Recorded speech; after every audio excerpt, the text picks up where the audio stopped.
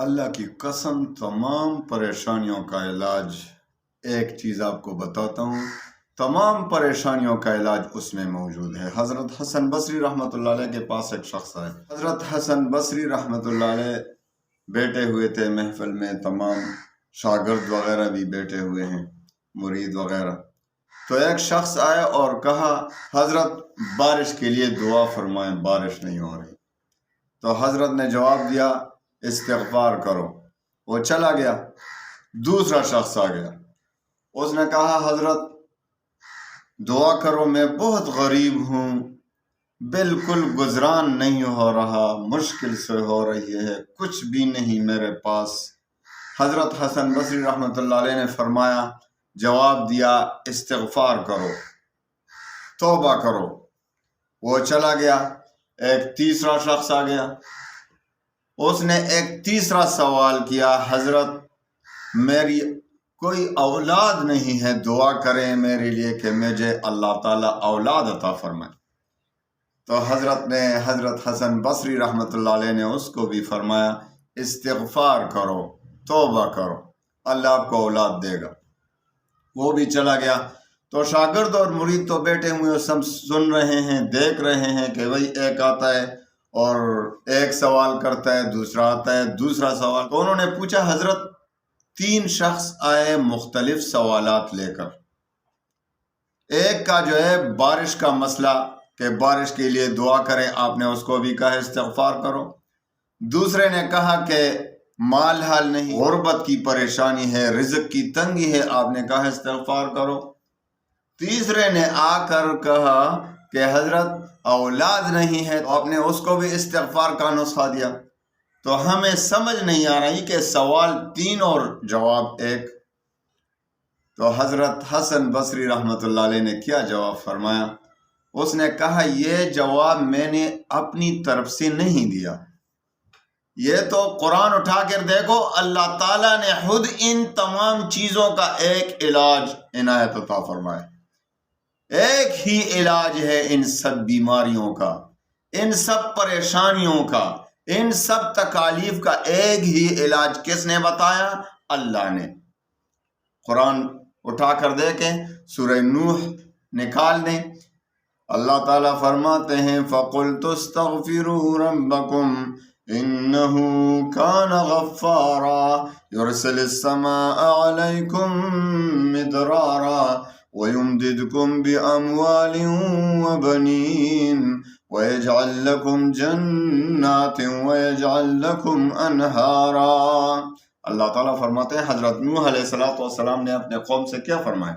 فَقُلْتُ اسْتَغْفِرُوا رَبَّكُمْ، میں نے کہا، نوح علیہ السلام فرماتے ہیں میں نے کہا کہ بھائی استغفار کرو، یعنی گناہ بخشواؤ اللہ سے، اللہ کو استغفار کرو یعنی گناہوں سے توبہ کرو۔ انہ کان غفارا، وہ یقیناً بڑا بخشنے والا ہے۔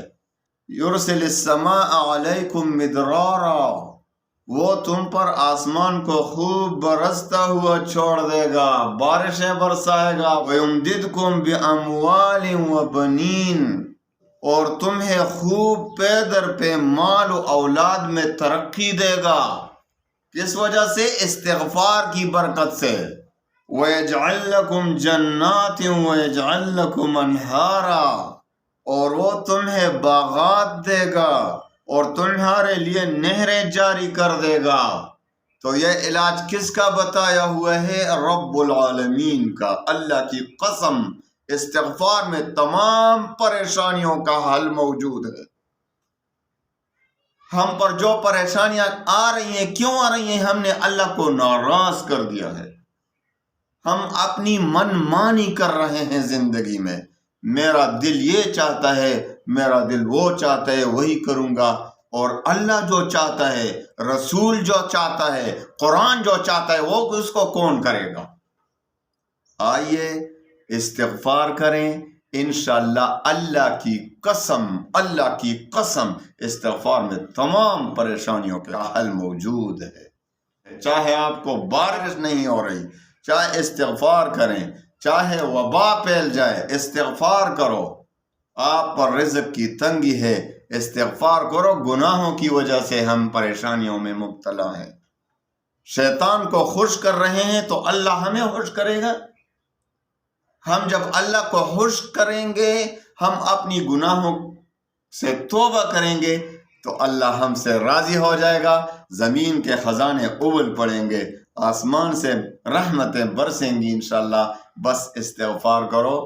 چاہے آپ پر جادو ہے، چاہے آپ پر آسیب کا اثر ہے، چاہے آپ پر بندش کی گئی ہے، چاہے آپ کسی قسم کی پریشانی میں مبتلا ہوں، انشاءاللہ استغفار کی برکت سے سب مصیبتیں ٹل جائیں گی اور آپ کو اللہ تعالیٰ دنیا میں جنت کے مزے انشاءاللہ عطا فرمائے گا.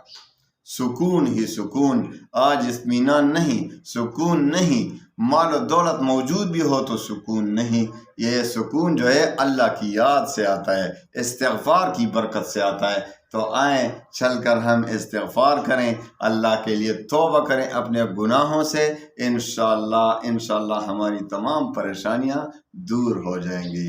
وآخر دعوانا ان الحمدللہ.